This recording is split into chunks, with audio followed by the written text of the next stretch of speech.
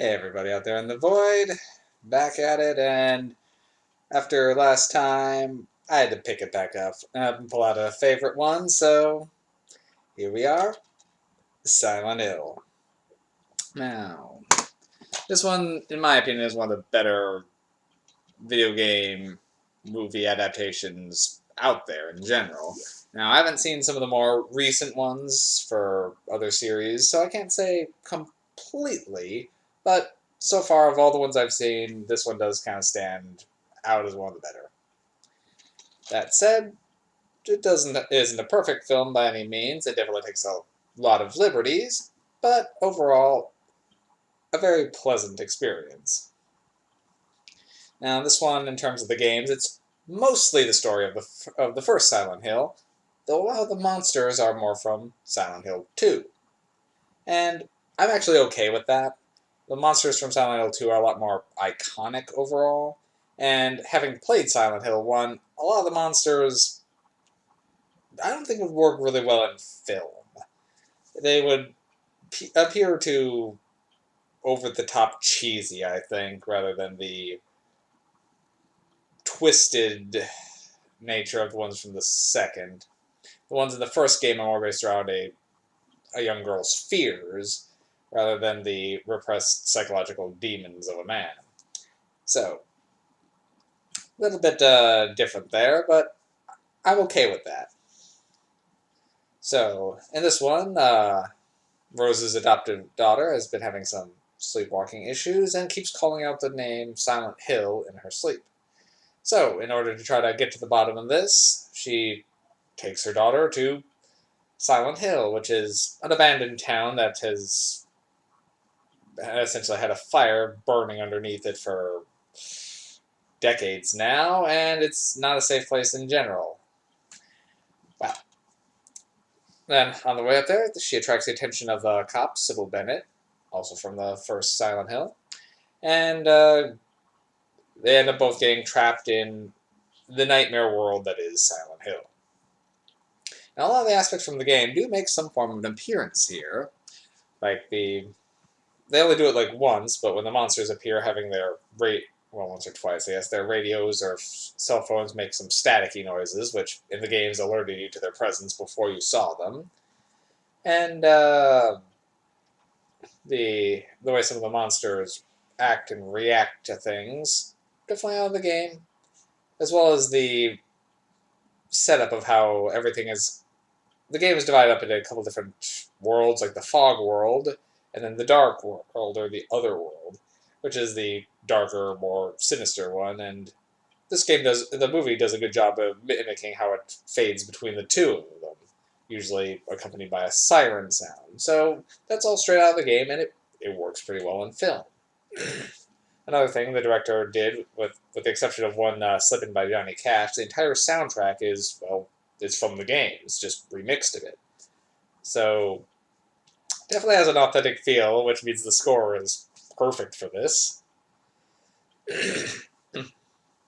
So, after getting stuck in Silent Hill, her daughter goes missing, and now she has to find her, as well as learning the horrible truths and secrets about who her daughter really is and where she came from. Now, I was at first not sure about the young girl character, Sharon. Oddly enough, they changed her name from Cheryl in the game to Sharon here, despite keeping her then alter ego, I guess, for lack of a better term, Alessa. They kept that name the same.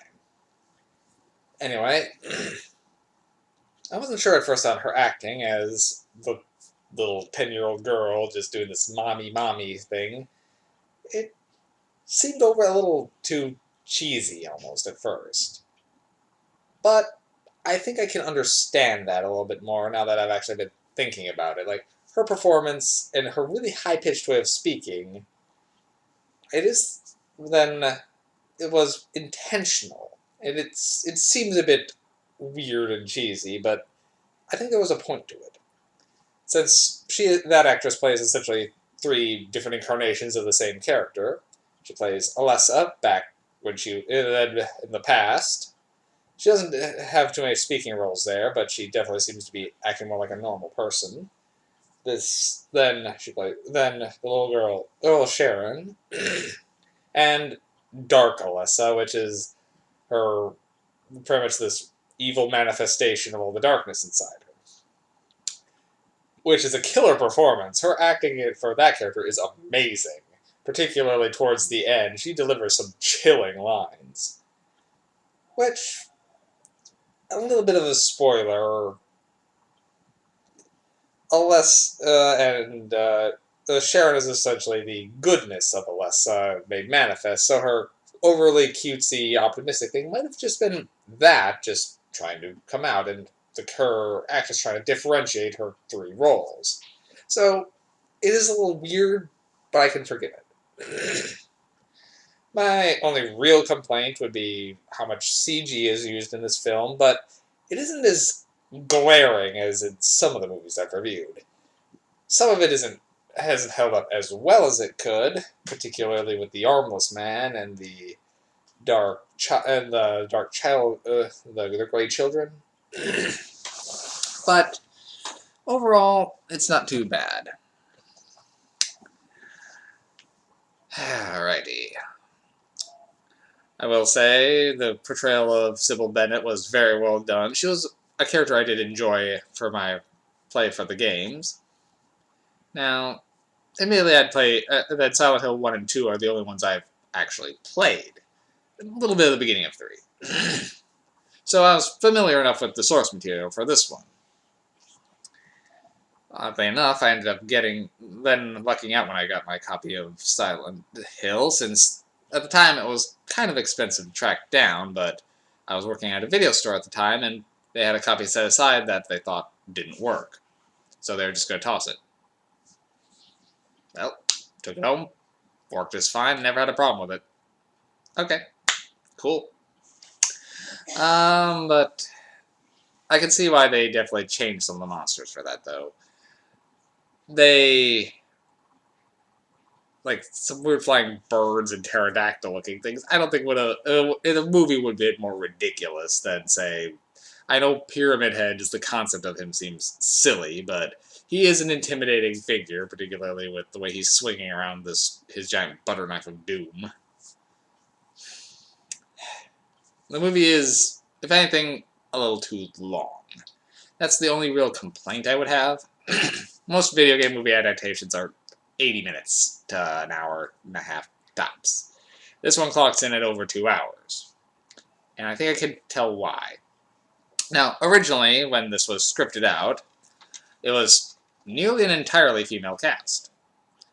Then, with the exception of Sean Bean being essentially in at the beginning, and then coming back again at the end. Also, you have Sean Bean, you put him in a horror movie, and you're not killing him? Unexpected. But I digress. But the studio realized that all the protagonists were ladies, all the antagonists were. It was an entirely female thing, and well, I think that would have been cool. The studio pretty much sent it out with a note saying, "There's no men." So they expanded Sean Bean's role to have him do a little bit of a parallel investigation along with a local cop. Most of their stuff is unnecessary. You get almost everything they learn through what Rose and her daughter are going through. I guess it's explaining what he's doing while she's going through all this, but it's a bunch of extra scenes that you could have cut the entire plot line and not lost a thing here.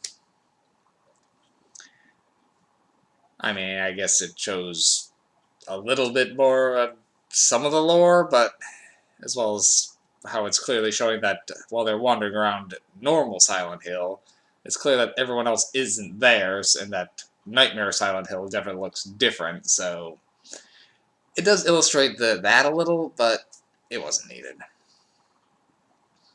But overall, this one for me, I've got to give it a solid 5 MacGuffins. Silent Hill, it's my favorite video game adaptation. It's It keeps the feel of the games.